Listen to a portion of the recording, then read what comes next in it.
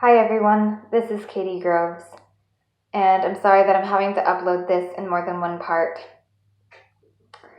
I got really overheated and had to stop recording as I was losing my ability to articulate words. I left off talking about nonviolence and how I believe in taking a nonviolent approach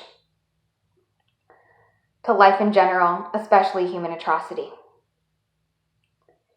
One of the things that has inspired me most deeply regarding how to approach the subject of human atrocity has been the teachings of Thich, Nhat, Hanh, and a school of thought of which he is a part called engaged Buddhism. And I'm sorry for the background noise, and I'm going to put a link to an article about this in the description below so that anyone who is interested can learn more.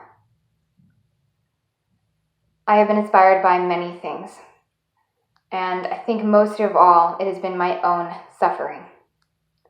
It has been looking at and transforming my own suffering and the suffering that I have witnessed in others. One of the things that pains me most deeply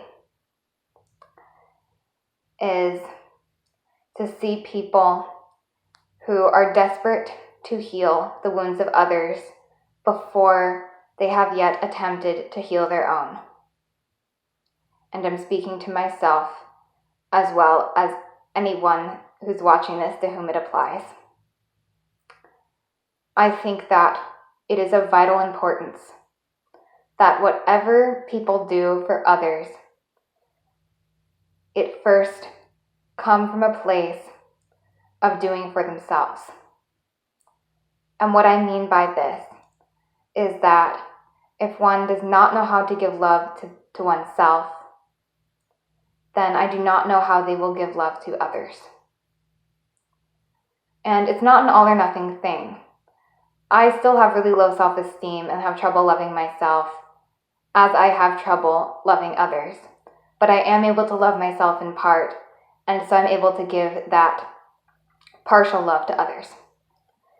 And so I don't want people to feel like I'm being discouraging here if they themselves are struggling.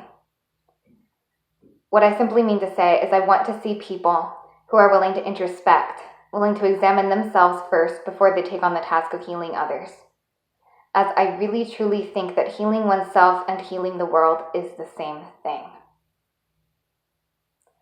I do not have answers for how to physically stop what is going on right now in the military bases like the one I grew up in. I do not have easy answers, that is, but I do know of some ways that people can help.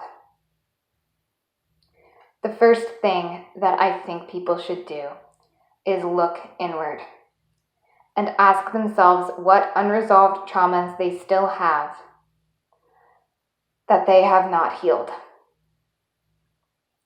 And I want people to ask themselves if they are aware that they have a child within, and if they're willing to try to take care of that child. I know that not everybody has met their child within, and until I met mine, I was very skeptical about the whole thing. But once I did, I made a firm commitment to healing myself in that way, and I actually posted some videos about it when I first created this channel that I'm going to put in the description below that I hope will serve as inspiration for others. What I want above all else, and I just switched here, so I hope that this flows with what I was saying because I don't know entirely what I just said. But what I want above all else is to see an end to human suffering. Not just an end to the types of atrocities I grew up in, but an end to all suffering.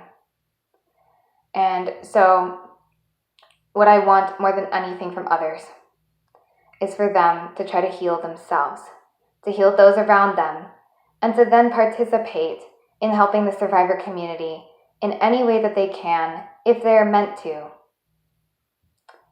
and in a way that flows out of that giving. That, like I said, starts from themselves. There are many ways that out of this space of mindfulness, people can help in this situation.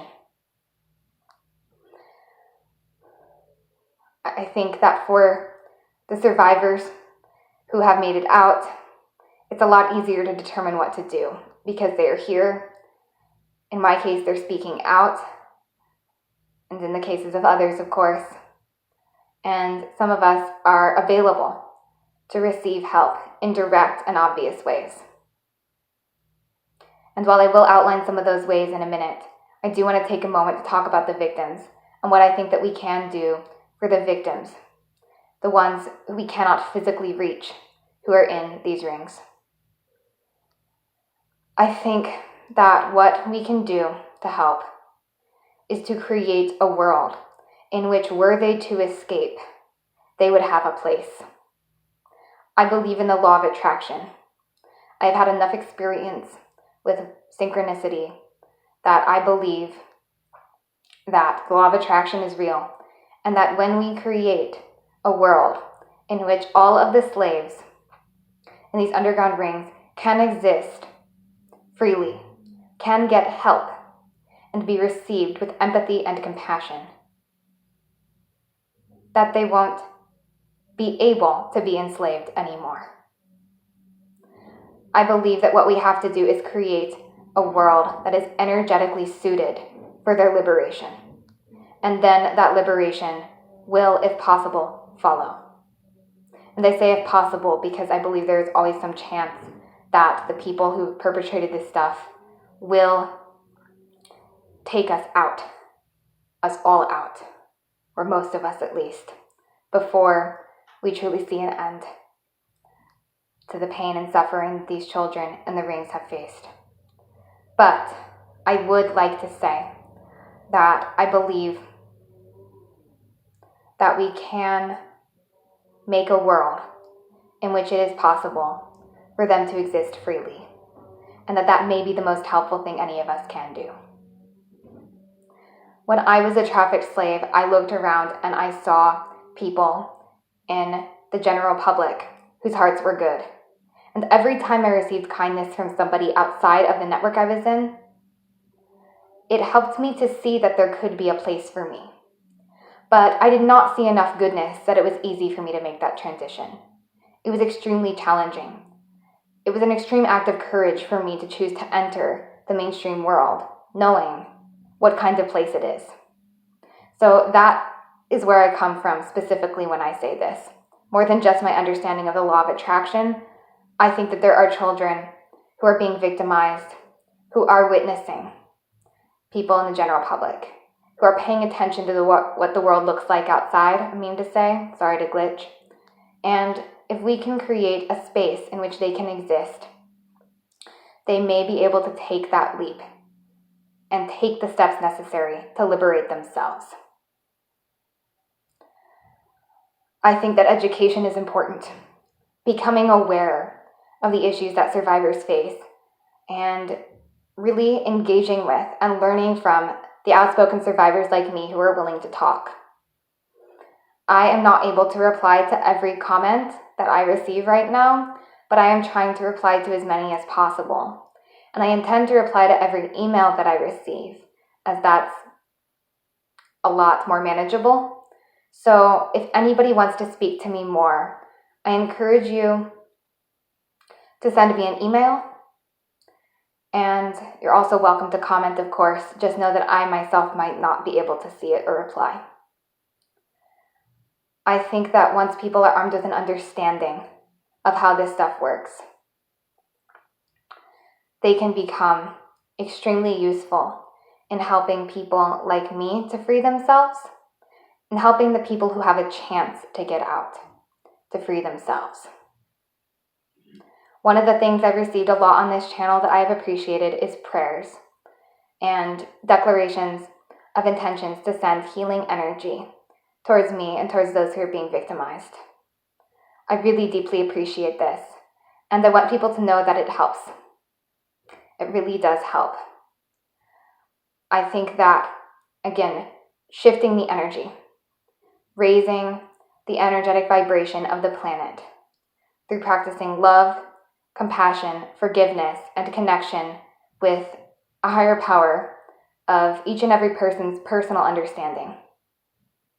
I think that is one of the most helpful things that people can do. I worry that my video is going to time out in a minute because I have yet to upload my last one. So I'm going to wrap this up and then I will post a part 3.